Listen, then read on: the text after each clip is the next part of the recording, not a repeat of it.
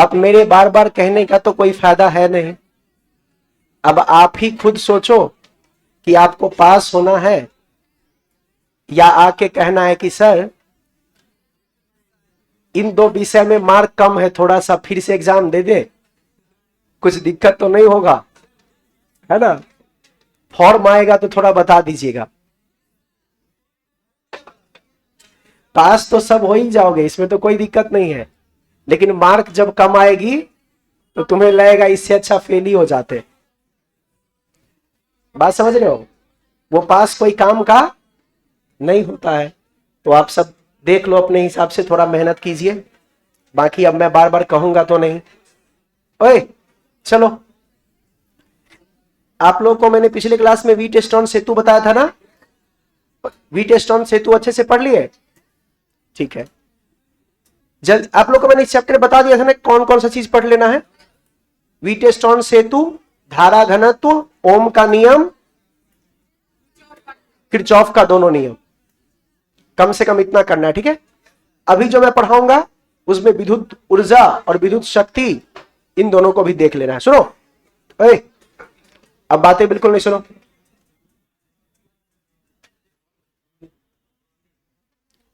आप सबको आज जो मैं पढ़ाने वाला हूं ना, वो हम लोग सिर्फ ऑब्जेक्टिव के लिए पढ़ने वाले हैं, तो छोटा छोटा टॉपिक है, आज वही कवर करेंगे। ओके, हेडिंग डालिए तो, सेलों का संयोजन। सेल समझते हैं ना? सेल मतलब, हाँ, बहुत सारे सेल को मिला के बैटरी बनाते हैं ना। लिखिए, सेलों का संयोजन।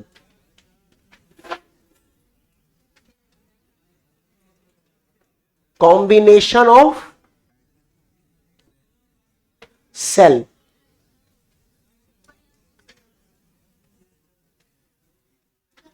देखिए, सुनिए, इसमें जो मैं कहूंगा उसको ध्यान से सुनिएगा, बहुत इजी टॉपिक है और ऑब्जेक्टिव के लिए बता रहा हूं, ठीक है? सुनो सब लोग, देखो, कितने प्रकार के संयोजन? दो ही प्रकार की होती है, याद है सबको? श्रेणी क्रम, और श्रेणी क्रम में जब होती है तो क्या समान? धारा। समांतर क्रम में विभवांतर। Well done. चलिए, सबसे पहले लिखिए श्रेणी क्रम। श्रेणी क्रम का मतलब सीरीज कॉम्बिनेशन। लिख लो फटाफट से। सबसे पहले लिखिए श्रेणी क्रम। एक बार कहता हूं, समझ नहीं आती है। लिखिए श्रेणी क्रम। आपको बस यह पहचानना है कि कैसे हम बैटरी को श्रेणी क्रम में जोड़ते हैं, कैसे हम सेलों को श्रेणी क्रम में जोड़ते हैं। देखिए सब लोग ध्यान से, इसमें आपको बहुत ज्यादा परिभाषा की जरूरत नहीं है, आपको मेन कंसेप्ट को समझना है। सुनिए, मान लीजिए आपके पास एक बैटरी है और बैटरी का आंतरिक प्रतिरोध। ध्यान से सुनना, किसी भी सेल में दो चीज होता है। सेल ऊर्जा उत्पन्न करती है, वो होता है उसका विद्युत वाहक बल, और उसके अंदर प्रतिरोध उत्पन्न होता है, उसको बोलते हैं उसका आंतरिक। तो विद्युत वाहक बल को मैंने लिखा E1 और आंतरिक प्रतिरोध को। ऐसे ही आपने दूसरा सेल लिया तो दूसरे सेल में भी होगा। इस प्रकार से ये हो जाएगा E2 और ये हो जाएगा, ऐसे बहुत सारे हो सकते हैं। हम आपको दो का एग्जांपल लेके समझा रहे हैं, उसको ध्यान सुनना है। अब मुझे बताओ, क्या ये सब एक ही लाइन में जुड़ा हुआ है? सब में धारा समान जाएगी? अब सुनना, अगर कोई आपसे पूछे कि बताइए इसका समतुल्य विद्युत वाहक बल क्या होगा, तो क्या करेंगे? सुनना, एक चीज ध्यान देना, इसका बड़ा वाला ध्रुव क्या देखो लेफ्ट साइड में है, इसका बड़ा वाला ध्रुव राइट में है, ये भी लेफ्ट में ही है। सब अगर एक ही साइड में रहे तो क्या करना है? सभी विद्युत वाहक बल को आपस में E1 प्लस E2 जितना भी होगा सबको। अच्छा, इसमें कोई अगर ऐसा होता, दो होता बाएं तरफ, अरे दो का धन ध्रुव होता बाएं तरफ और एक का धन ध्रुव होता दाएं तरफ, तो क्या उसको फिर घटाना पड़ता? वो हम प्रश्न करके देखेंगे, लेकिन अभी आप ये समझिए, एक ही तरफ सारा है तो हम श्रेणी क्रम में क्या करते हैं? विद्युत वाहक बल को बस आराम से सबको नॉर्मल सम करके जोड़ देते हैं। इसी तरीके से कोई पूछेगा, बताइए समतुल्य प्रतिरोध क्या होगा? बोलिए, क्या प्रतिरोध भी श्रेणी क्रम में है? प्रतिरोध भी श्रेणी क्रम में है, तो क्या प्रतिरोध को भी साधारण तरीके से जोड़ देंगे? ये हो जाएगा R1 प्लस R2, जहां तक होगा सबको तो नॉर्मल चीज रहती है। तो कभी आपको दे दिया जाए सेल में कि श्रेणी क्रम दिया गया है, बताइए विद्युत वाहक बल कितना होगा, आसानी से इसको जोड़ देंगे। प्रतिरोध कितना होगा, उसको भी आराम से जोड़ देंगे। तो ये इसका होता है। अब सुनिएगा, अगर मैं कहूं कि सारा बैटरी का जो सेल है, मतलब ये जो बैटरी का सेल है वो सभी सेल आइडेंटिकल है। आइडेंटिकल मतलब एक समान। अगर सभी एक समान होते और ऐसे आपके पास एन सेल होता, अगर मैं कहूं एन समान सेलों के लिए, तो आप बताइए यहां पर अगर आप जोड़ेंगे तो बताइए समतुल्य विद्युत वाहक बल कितना बनेगा? क्या मैं लिख सकता हूं एन इंटू ई, पहले जैसा? ऐसे ही इसका कोई पूछे आपसे प्रतिरोध तो एन आर। तो ध्यान रखिएगा, ऑब्जेक्टिव में इसका इस्तेमाल होता है, आपको बोल देगा 5 सेल है, सभी का विद्युत वाहक बल है 4 वोल्ट, बताइए टोटल कितना विद्युत वाहक बल? 5 गुने 4 कर देंगे। सबका आंतरिक प्रतिरोध है 2 ओम, ऐसे 5 सेल है तो 5 गुने 2 10 कर देंगे। तो अगर आपको समान सेलों का बोला संयोजन करने के लिए तो एनई और एनआर उसका सब प्रतिरोध हो जाएगा। उसी प्रकार से अगर अलग अलग रहेगा तो सभी को आप सीधे साधारण योग से जोड़ देंगे और आप प्रतिरोध को भी साधारण तरीके से ही जोड़ दीजिएगा। तो इसको लिख लीजिए, फिर मैं आपको दिखाता हूं एक दो इस पे क्वेश्चन करके। तो ऑब्जेक्टिव के लिए ये जरूरी है, फटाफट लिख लीजिए। हाँ जी, फिगर बना के लिख लो।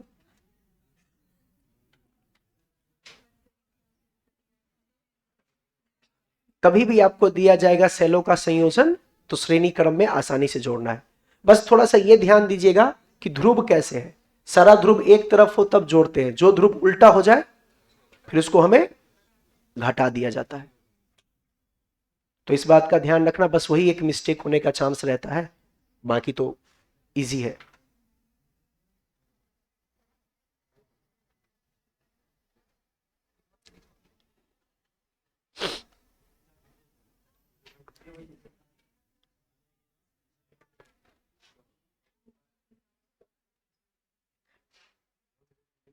रफ्तार में लिखिए। सभी समान हो तो श्रेणी क्रम में विद्युत वाहक बल हो जाता है एनई और प्रतिरोध हो जाता है एनआर।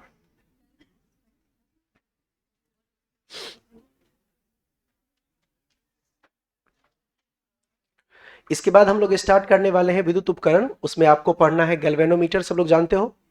विद्युत उपकरण को 2 क्लास में खत्म कर देंगे, एक में सारा बेसिक गैल्वेनोमीटर, अमीटर और वोल्ट मीटर, ये तीनों निपटा देंगे।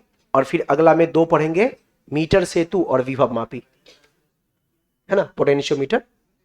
बस तो ये याद रखना है। मीटर सेतु काफी महत्वपूर्ण होता है, तो मीटर सेतु और विभव मापी छोटे में पूछा जाता है ऑब्जेक्टिव टाइप, तो इन दोनों को थोड़ा थोड़ा ध्यान देंगे और बाकी तो आपको मैं याद ही करवा दूंगा। अमीटर क्या मापता है? धारा। और वोल्ट मीटर विभवांतर। वेरी गुड, देखो नाम से ही क्लियर है। अमीटर ए से है, ए किसका सिंबल है? एम्पियर मतलब धारा का। वोल्ट मीटर वी से है, किसका सिंबल है? विभवांतर का, है ना। तो वो सब छोटा छोटा चीजें फटाफट कवर कर लेंगे, आगे बढ़े। अब इस पे एक दो क्वेश्चन आप देखो तो करके, जैसे आपको मैंने दिया क्वेश्चन फटाफट करना, सभी बच्चे खुद से कर सकते हैं आप। ऐसे आपको दे दिया गया, देखिए 3 बैटरी लगाया मैंने, एक बैटरी 10 वोल्ट का, एक बैटरी 20 वोल्ट का, एक बैटरी 30 वोल्ट का। ये 2 ओम, ये 3 ओम इसका आंतरिक प्रतिरोध और इसका 4 ओम। क्या ये सब श्रेणी क्रम में है? क्या ये सारा श्रेणी क्रम में है? यस और नो? अब आपको निकालना है समतुल्य विद्युत वाहक बल। क्या करेंगे जरा ध्यान से देखना। क्या इसका, ओए, इसका धन ध्रुव लेफ्ट साइड, इसका धन ध्रुव भी, लेकिन इसका देखो राइट साइड चला गया। इसका मतलब जिसका एक तरफ है उसको जोड़ेंगे और जिसका उसका विपरीत है उसको। तो अगर आप लिखेंगे यहां पर 10 + 20, लेकिन इसका क्या, तो इसका विद्युत वाहक बल नेट 0। आपसे कोई पूछेगा समतुल्य, सुनना, समतुल्य में जोड़ने घटाने वाला सीन सब जोड़ना ही है। यह नहीं कि जब आपने इसको घटाया तो 4 को भी घटा दोगे, ऐसी बात। प्रतिरोध जुड़ता ही है, तो प्रतिरोध जब आप जोड़ेंगे तो 2 + 3 प्लस, कई बच्चा ये करता है 2 + 3, सर यहां माइनस था तो यहां भी माइनस, ऐसी बात। ये हमेशा जुड़ेगा। कितना आ गया? 9। खत्म, सिंपल है, लिख लीजिए। अगर ये आपको आ गया तो एक आप खुद से करके बताओ।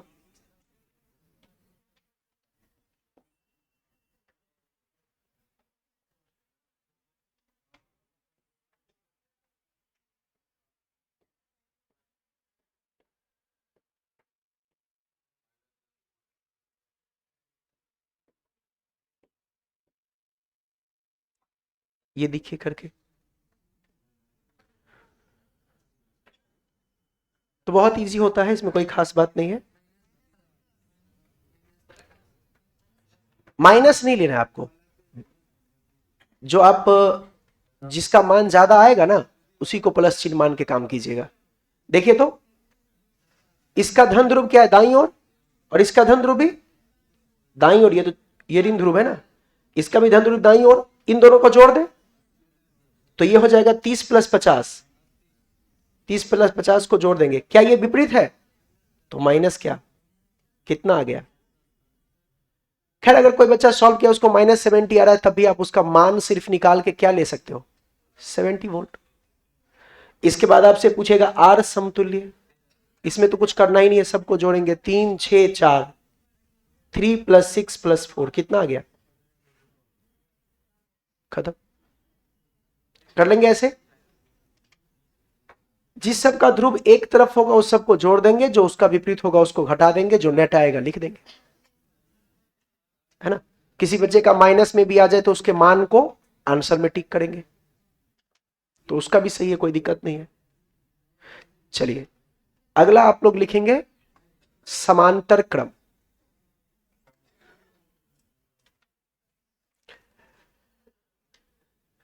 तो ऑब्जेक्टिव में क्वेश्चन आपको दिया जाएगा, तो थोड़ा सेल का क्वेश्चन अच्छे से रीड करके सॉल्व कर लीजिएगा। ओके, समांतर क्रम,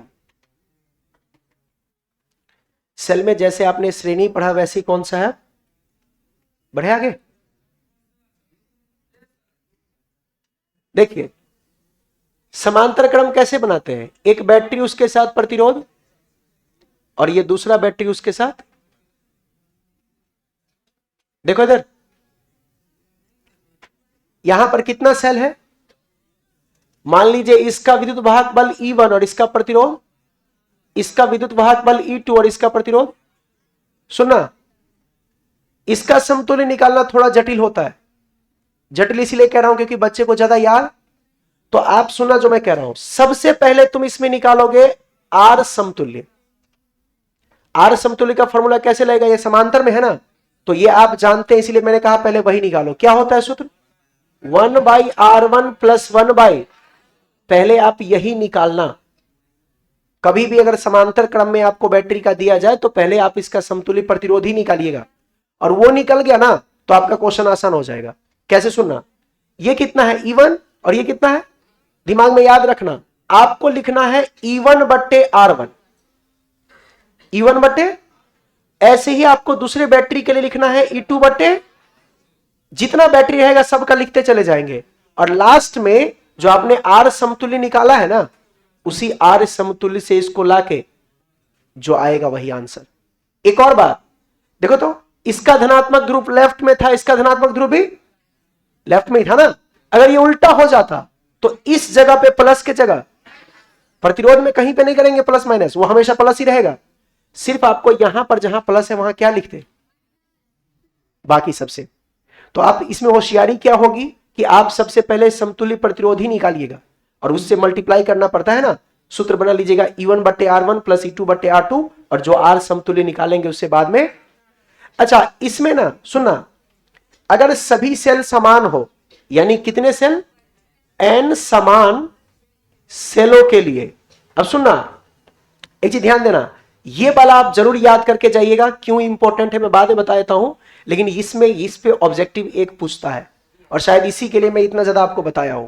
क्या, सुनना, आप मुझे बताओ, अगर यहां पे ई समतुल्य निकालेंगे तो जैसे प्रतिरोध का जब आप निकालेंगे आर समतुल्य, तो याद है R/N होता था, तो बच्चे के दिमाग में यह चलता है कि यह भी E/N होगा, लेकिन ऐसी बात, जानते हो ये क्या होता है, ये एक सेल के विद्युत वाहक बल के बराबर ही रह जाता है, सिर्फ एक सेल के। इसका आंसर आता है सिर्फ E, यहां पर NE या फिर E/N, ऐसा कुछ, यही एक बहुत बड़ा रहस्य है। अभी मैं प्रूफ करके दिखाता हूं ऐसा क्यों होता है, ऐसा इस फॉर्मूला के कारण होता है ना, इसमें मैंने कुछ नहीं किया है, लेकिन आपको याद रखना है कि समांतर क्रम में अगर बहुत सारे सेल को, एक समान सेल को अगर आप जोड़ देंगे ना, तो एक सेल का जितना विद्युत वाहक बल है आपको उतना ही मिलेगा। टेक्निक समझे मैंने क्या कहा, आपने समांतर में बहुत सारा सेल जोड़ दिया, 1000 सेल लगा दी, लेकिन आपको उससे जो विद्युत वाहक बल मिलेगा वो आपको लगेगा जैसे कि वहां से जो विद्युत वाहक बल मिल रहा है वो विद्युत वाहक बल कितने सेल के बराबर है? 1 सेल के बराबर, सिर्फ ई। 1 सेल के बाद विद्युत वाहक बल अगर आपका ई है तो आप समांतर क्रम में कितना भी सेल को जोड़िए, आंसर क्या रहेगा? प्रतिरोध कम हो जाएगा। श्रेणी क्रम में आपका एन आ जाता है, लेकिन यहां पर सिर्फ 1 के बराबर होता है ई का। और इस बात को जरूर याद रखिएगा, कई बार क्वेश्चन में पूछा है, एन समान सेलों को समांतर क्रम में जोड़ा गया तो बताइए उसका समतुल्य विद्युत वाहक बल क्या है? ऑप्शन देगा एन ई बट्टे एन, ऐसे करके बहुत सारा देगा, ई देगा। तो आंसर होता है जितना एक सेल का विद्युत वाहक बल है वही आपका समांतर क्रम में संयोजन का भी हो जाएगा। तो आंसर सिर्फ क्या होगा? तो इस बात को आप बहुत अच्छे से याद रखना, मेरा फोकस इस पे है। यहां क्वेश्चन आता है very very very important for what? Objective के लिए। समांतर क्रम में कितने भी आप समान सेल को जोड़ देते हैं ना तो उसका विद्युत वाहक बल 1 सेल के बराबर ही रहता है। बना लीजिए। ये क्यों होता है अगर जानना चाहोगे तो इस सूत्र में मैं बैठा के अभी दिखा देता हूं, जो जानना चाहता है। बाकी आपको रिजल्ट याद रखना है, वहां इतना सॉल्व करने के आपके पास टाइम नहीं रहेगा, तो वहां पे आप डायरेक्ट इस रिजल्ट को यूज कीजिएगा। बहुत अच्छा रिजल्ट है ये और बहुत फेमस भी है। लिख लीजिए।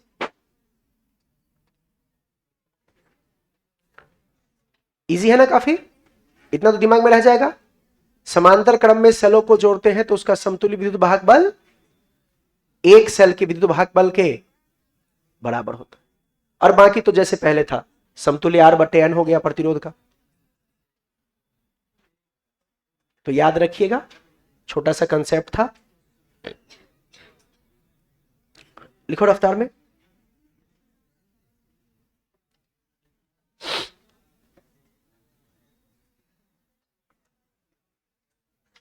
तो ऑब्जेक्टिव में ये सब आपको काम देगा। ऑब्जेक्टिव के लिए इतना रिवाइज करके जाइएगा, है ना?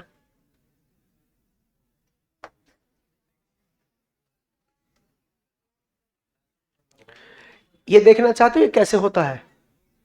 देखो यहां पे, ये देखो, ओए, ये कैसे बनता है उसका कारण किसी को अगर संदेह हो रहा हो तो देखो कैसे करेंगे। मान लीजिए कि 2 सेल समान होता, 2 का एग्जांपल लेते हैं, तो क्या होता है? ई बट्टे आर प्लस ई बट्टे आर। समान होता तो ई बट्टे आर प्लस ई बट्टे कितना होता? 2ई बट्टे। चलिए अब यहां पे आर समतुल्य, ध्यान से देना, आर समतुल्य क्या होता है? आर बटे एन। अगर 2 सेम होता तो क्या लिखते? आर बटे 2, यही ना? 2 ने 2 को, आर ने आर को। देखो आपने 2 सेल को जोड़ा, लेकिन आंसर क्या? 1 सेल के विद्युत वाहक बल के बराबर आया। अगर आप 3 भी करते, 3ई बट्टे आर, आर बट्टे 3, सेम बनता। आप अगर 1000 भी कर देते, 1000 ई बट्टे आर, आर बट्टे 1000। देखे? तो ये रिजल्ट बहुत फेमस और बहुत स्टैंडर्ड है, जो हर बच्चे को याद होना चाहिए। और कैसे आया वो भी मैंने यहां पे आपको एक्सप्लेन कर ही दिया, आप देख सकते हैं। तो समांतर क्रम में कितने भी सेलों को जोड़ा जाए, देखो इसमें मैं बार बार फोकस कर रहा हूं, तो उसका विद्युत वाहक बल अगर समान सेल है तो उसका विद्युत वाहक बल 1 सेल के बराबर ही होगा समांतर क्रम में। ये ध्यान रखिएगा। जैसे प्रश्न ऐसे दे सकता है, सुनना, 50-20 वोल्ट के सेलों को, सुनना, समांतर क्रम में जोड़ दिया गया।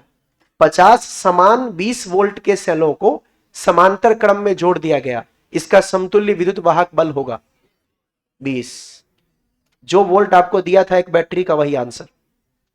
क्लियर? चलिए क्वेश्चन करने इस पे का, लिख लीजिए। मान लीजिए कि आपके पास एक सेल है 10 वोल्ट 2 ओम, कर लो फटाफट सब लोग। दूसरा है 50 वोल्ट 5 ओम। बोल रहा है कि बताइए इसका ई समतुल्य क्या होगा और आर समतुल्य क्या होगा। यह है क्वेश्चन आपके सामने। समतुल्य विद्युत वाहक बल इसका निकाल लीजिए।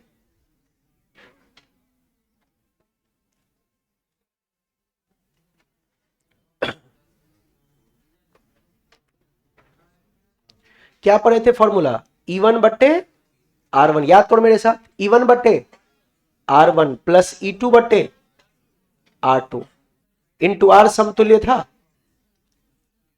पहले R समतुल्य निकालो तो सभी लोग, सबसे पहले R समतुल्य निकालिए। अच्छा, 2 के लिए मैंने ट्रिक बताया था ना, दोनों का गुणा कर दीजिए, 5 गुने 2 कितना, और दोनों को सम कर दीजिए, 5 + 2, आर समतुल्य निकल गया 10/7। 2 वाला देगा तो ऐसे कर लेंगे। जिसको ऐसे नहीं करने आएगा वो जो फॉर्मूला बचपन से जानते हो 1/5 + 1/, ऐसे भी कर सकते हैं। दोनों का एलसीएम 10, ये 2 + 5 ये हो गया 7/10। तो इसको पलटेंगे तो क्या हो जाएगा, ऐसे। दोनों में से जो आपको अच्छा लगे आप यूज करो। ये निकालना सबसे पहले जरूरी है। ये निकल जाता है तब आप इस सूत्र में बैठाओ। E1 कितना 10, तो 10, R1 कितना 2, 10/2 प्लस ऐसी E2 कितना 50, और इसका R कितना, और इसको मल्टीप्लाई कर देंगे R समतुल्य से यानी 10/, अब जो है हल कर दीजिए। ये हो गया 5, देख क्या बन गया 5 प्लस, और ये 10, ये 10 हो गया और ये 5 हो गया, और इनटू आ गया आपका 10/7। फाइनल आंसर बताइए, 15 गुने 10 150, 150/7 वोल्ट। ये 10/7 ओम था। कितना आसान तो है। आज समतुल्य पहले निकाल लीजिए, फिर इसके बाद क्या गुना भाग तो करना है, ठीक है। अगर यही बैटरी उल्टा जुड़ा रहता तो प्लस के जगह इतना सा है, तो देख लीजिएगा, छोटा सा कंसेप्ट था, मैंने बता दिया। ओके। समांतर क्रम में एक समान बहुत सारे सेलों को जोड़ने पर उसका विद्युत वाहक बल एक सेल के विद्युत वाहक बल के, ये बात को मत भूलना, बाकी आप भूलो या याद रखो उसे मुझे मतलब नहीं है, वो बहुत इंपॉर्टेंट क्वेश्चन है, पूछा जाता है। चलिए आप लोग अगला हेडिंग लाइए, जल्दी करो। विद्युत धारा का ऊष्मीय प्रभाव। आपको पता है ना, ऊर्जा से और शक्ति से एक ऑब्जेक्टिव आता है, लिख लीजिए विद्युत धारा का ऊष्मीय प्रभाव। विद्युत धारा का ऊष्मीय प्रभाव। ओए सुनो, आप ये बताइए, कोई भी विद्युत उपकरण आप चलाते हैं, जैसे टीवी चलाते हैं या फ्रिज चलाते हैं, कोई भी चीज है ना, या आप लैपटॉप चलाते हैं, है ना, सुनो ध्यान से, क्या कोई भी विद्युत उपकरण आप चलाते हो तो समय के साथ वो गर्म होता जाता है? उसके गर्म होने का कारण आप जानते हैं? बताओ क्यों गर्म होता है? जब उस, सुनो सुनो, ओए, जब आप विद्युत उपकरण को चलाते हैं तो क्या उसमें विद्युत धारा की प्रवाह होती है, और जब विद्युत धारा की प्रवाह होती है इसका मतलब कौन दौड़ रहा है? इलेक्ट्रॉन। उस वायर के अंदर इलेक्ट्रॉन दौड़ रहा है। यही लिखेंगे अपने भाषा में कि जब हम किसी उपकरण को चलाते हैं तो उसमें विद्युत धारा प्रवाह करती है, और विद्युत धारा प्रवाह करती है तो उसमें इलेक्ट्रॉन क्या करता है? इलेक्ट्रॉन गतिमान रहता है। अब इलेक्ट्रॉन जब गतिमान होती है तो कौन सा ऊर्जा होता है उसके पास? गतिज ऊर्जा। अरे कोई भी चीज के गति के कारण जो ऊर्जा होती है उसे क्या कहते हैं? जैसे आप बाइक चलाते हैं तो पेट्रोल का ऊर्जा जो जलता है वो आपके गाड़ी को कौन सा ऊर्जा प्रदान करता है? गतिज ऊर्जा, हाँ या ना, क्योंकि वो गति में आती है। तो जो गतिज ऊर्जा होती है उसके कारण इलेक्ट्रॉन बहुत तेज रफ्तार में चल रहा होता है, और क्या वो चलते चलते टकराता है? आपस में भी टकराता है, बहुत सारे आयन से टकराता है, उसके अंदर परमाणु उपस्थित होते हैं उससे टकराता है। जब वो टकराता है तो उसकी स्पीड वही रहती है, कम हो जाती है, कम हो जाती है। तो जब उसकी स्पीड कम होती है तो इसका मतलब गतिज ऊर्जा का लॉस हुआ। अरे गतिज ऊर्जा का हानि हुआ। वो गतिज ऊर्जा क्या बन गया? ऊष्मा। अरे वही गतिज ऊर्जा क्या बन गया? और इस प्रकार से आपके विद्युत उपकरण में समय के साथ ऊष्मा उत्पन्न होती है। लिखिए विद्युत धारा का ऊष्मीय प्रभाव, लिखिए उसमें एक लाइन, जब किसी चालक पदार्थ से विद्युत धारा प्रवाहित होती है,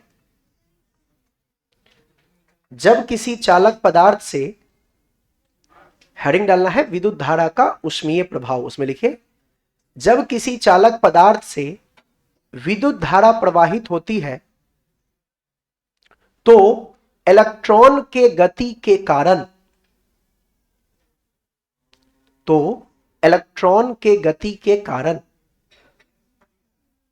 तो इलेक्ट्रॉन के गति के कारण, इलेक्ट्रॉन के गति के कारण इसका टक्कर, इसका टक्कर परमाणु एवं आयनों से होती है। आयन जो होते हैं ना, इसका टक्कर परमाणु एवं आयनों से होती है।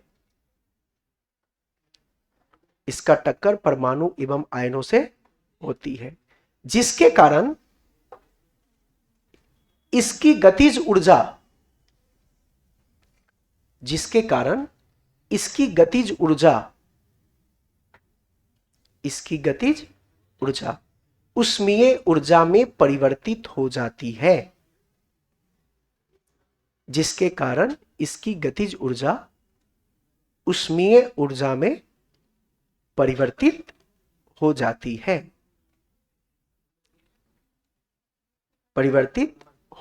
है, सुनो। ओए, अब क्वेश्चन है कि इसमें कितनी विद्युत ऊर्जा होती है, यही ना, तो नीचे लिखिए विद्युत ऊर्जा, और विद्युत ऊर्जा कितना उत्पन्न होगा यह मैं आपको समझा रहा हूं, ध्यान से देखिएगा। आप सब बताना, सुना, जब किसी तार में धारा प्रवाह होगा आई, और सब ध्यान दो, जब किसी तार में धारा प्रवाह होगा तो मुझे बताइए, सुनो, क्या धारा प्रवाह का मतलब आवेश का चलना? तो अगर मान लीजिए Q आवेश किसी बैटरी से होकर गुजरा तो इसके पास कितनी ऊर्जा होगी? पिछले लेसन में आप पढ़े थे, एक भी विभवांतर के बैटरी से कोई आवेश जा रहा है, यानी विद्युत धारा जा रहा है, तो वो कितनी ऊर्जा लेके जाएगा? Q इंटू V, सबको पता है। अब सुना ध्यान से, ऊर्जा का सूत्र होता है Q इंटू, अब देखिएगा ध्यान से, अगर मैं कहूं Q equal to I T, क्या कह सकता हूं ऐसा? अगर यहां पर रख दे, देखो Q के जगह आई टी रखे तो ये बन जाएगा V इंटू, तो आपको शायद याद होगा एक सूत्र होता है विद्युत ऊर्जा का, वी आई। अच्छा, क्या आप लोग जानते हैं V बराबर I इंटू आर? अगर इसका मान यहां रख दे तो हो जाएगा I R into I T, इस पूरे को हल करेंगे तो ये बन जाएगा आई स्क्वायर, तो आप ऊर्जा को ये भी कह सकते हैं। अच्छा, जब V equal to I R होता है तो क्या मैं ये भी लिख सकता हूं I बराबर V बटे आर? अगर इसको हम लिखे, I के जगह लिखे V बटे आर, तो हो जाएगा V स्क्वायर बटे इंटू आर इंटू टी, एक आर से एक आर कैंसिल, तो ये फॉर्मूला बन गया V square by R into. आपको ये चारों फॉर्मूला दिमाग में रखना पड़ेगा, क्योंकि हर बार ऑब्जेक्टिव में पूछता है, चार ऑप्शन देके इनमें से कौन सा सही है। अब इन चारों में से कोई एक सही दिया रहेगा, यानी ऊर्जा का सूत्र, ऊर्जा का पूरा सूत्र ये आपने 10th में ही पढ़ा होगा। ऊर्जा का पूरा सूत्र देख लो क्या बन गया, एक तो क्यू भी, लेकिन ये ज्यादा नहीं पूछता है, ज्यादा पूछता है कौन सा, वी आई टी या फिर आई स्क्वायर आर टी या फिर V square by R into, ये आपका ऊर्जा होता है विद्युत ऊर्जा। अच्छा, ऊर्जा का मात्रक, तो इस ऊर्जा का मात्रक आपका जूल है। तो अगर आपसे पूछ देगा कि कितनी विद्युत ऊर्जा की प्रवाह होती है या कोई उपकरण कितना विद्युत ऊर्जा खपत कर रहा है, तो आप लिख सकते हैं क्यू भी या फिर वी आई टी या फिर आई स्क्वायर आर टी या फिर वी स्क्वायर बाई, और ये पूरा का पूरा याद रखिएगा, इनमें से कोई एक आपको ऑब्जेक्टिव में दिया जाएगा। क्यू भी तो नहीं देता है, इन तीनों में से तो खासकर हर बार एक देता है, तो आपको ये फॉर्मूला याद रखना है, लिख लीजिए।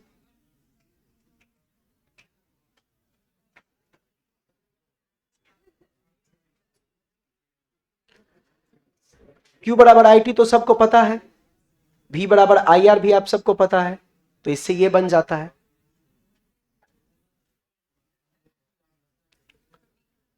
तो ऑब्जेक्टिव में ही क्वेश्चन पूछता है, विद्युत ऊर्जा के लिए अगर पूछ दिया जाए तो आप आसानी से कर लीजिएगा, फॉर्मूला आपके दिमाग में होना चाहिए।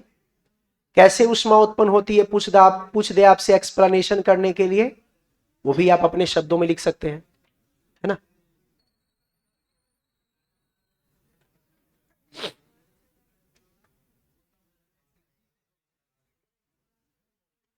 आसान है काफी ना, बस अब लास्ट ही है, विद्युत ऊर्जा, विद्युत शक्ति, बस हो गया। इसके बाद हम लोग स्टार्ट करेंगे अगला लेसन, विद्युत उपकरण, वहां पढ़ेंगे हम लोग गैल्वेनोमीटर, जिसे धारा मापी भी कहते हैं, है ना।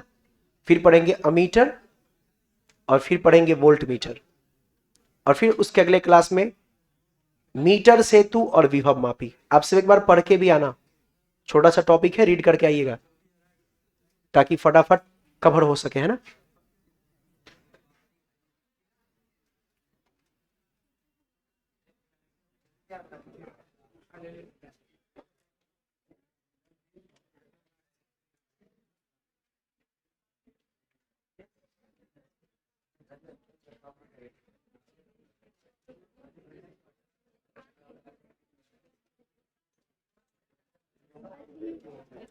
आगे बढ़े। ओए, Q बराबर आई टी पता था ना आपको, तो ये बन गया वी आई टी। V बराबर आई आर जानते हैं ना, तो आई स्क्वायर आर टी, और I बराबर V बट्टे आर रख दिए तो क्या बन गया, वी एस स्क्वायर बट्टे आर इंटू टी। फॉर्मूला याद हो जाएगा ना। ऑब्जेक्टिव के लिए आपको याद रखना है। आज जितना क्लास हम किए हैं ऑब्जेक्टिव क्वेश्चन यहां से ज्यादा बनता है। सब्जेक्टिव के लिए तो आपको कम याद करना पड़ेगा, फॉर्मूला ज्यादा याद करना पड़ेगा। कारण है एक एक लेसन से 5-5 6-6 पूछेगा तो आपको कम से कम 8-10 करके जाना पड़ेगा ना। चलिए अगला लिखिए, विद्युत शक्ति। ओए, आप लोग जानते हैं शक्ति क्या होता है? अरे कार्य करने की दर को, यानी क्या मैं बोल सकता हूं, ये हो जाएगा कार्य बट्टा समय, हाँ या ना। यानी जो आपने विद्युत ऊर्जा निकाला था उसको किससे भाग दे दो, ये बहुत इजी है। तो सुनो सुनो, P बराबर क्या हो जाएगा, ध्यान से सुनना। आपने जो पढ़ा था अभी Q इंटू वी ना, उसको किससे भाग दे दो, या फिर VIT पढ़े थे उसको भी किससे भाग दो। ऊर्जा आपको याद हो गया तो शक्ति खुद हो जाएगा। लिखिए फटाफट, खुद से लिखते चलो, वेट नहीं करो। I S square R T बट्टे टी, या फिर V S square by R into T बट्टे टी। देखो टी को कैंसिल करते चले जाएंगे।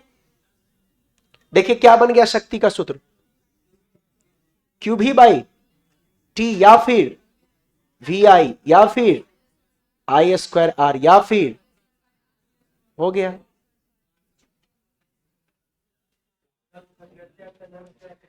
अगर आपका शक्ति है ये तो इसका मात्रक क्या होगा, क्या था, ऊर्जा बट्टे समय है ना, जूल बट्टे सेकेंड, इसको क्या कहेंगे, वाट। अच्छा, एक हॉर्स पावर में 746 वाट था ना। कई बार बेसिक क्वेश्चन पूछता है। अश्व शक्ति, एक अश्व शक्ति 746 वाट के बराबर होता है। अश्व शक्ति क्या है, शक्ति का ही मात्रक है।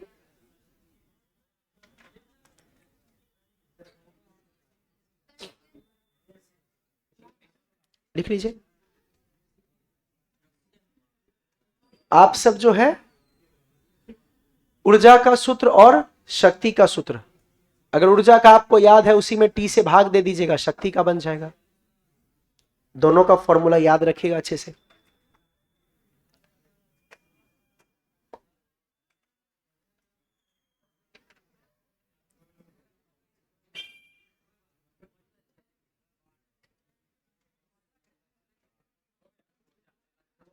एक चीज और सुनो, घरों में हम लोग बिजली बिल देते हैं ना, यूनिट उठता है, नहीं बोलते 10 यूनिट का खपत हो गया, 50 यूनिट का खपत हो गया। ये यूनिट क्या है, शक्ति है विद्युत का या विद्युतीय ऊर्जा है, पता है आप सबको, पूछा गया था एक बार क्वेश्चन। जो घरों में आप इस्तेमाल करते हैं unit, 1 unit, 2 unit, 10 unit, 50 unit, वो क्या है, तो याद रखना है आपको, वो विद्युतीय ऊर्जा है। तो आपसे पूछा जाएगा 1 यूनिट में कितनी ऊर्जा, आप जानते होंगे शायद 1 यूनिट कितना ऊर्जा के बराबर, इसको हम कहते हैं 1 किलोवाट आवर। और आप इसको कन्वर्ट करेंगे तो 1 किलो का मतलब 1000, वाट का मतलब जूल बटे, और आवर का मतलब कितना सेकेंड, 3600 सेकेंड। देखिए क्या सेकेंड सेकेंड कैंसिल, तो जूल बचा, जूल बचा, इसका मतलब ये किसका, ये मात्रक है ऊर्जा का। तो 1 यूनिट आपका होता है, ध्यान दीजिएगा सब लोग, 36 गुने 10 का पावर 5 जूल। 36 गुने 10 का पावर 5 जूल। या फिर ऐसे भी कई बार लिखा रहता है 3.6 गुने 10 का पावर 6 जूल। तो आप यहां मिस्टेक नहीं कीजिएगा, 2 बात याद रखना है, जो यूनिट आप इस्तेमाल करते हैं वो ऊर्जा का मात्रक है और उसका मान होता है 36 गुने 10 का पावर 5, या फिर 3.6 into 10 to the power 6। Yes और नो?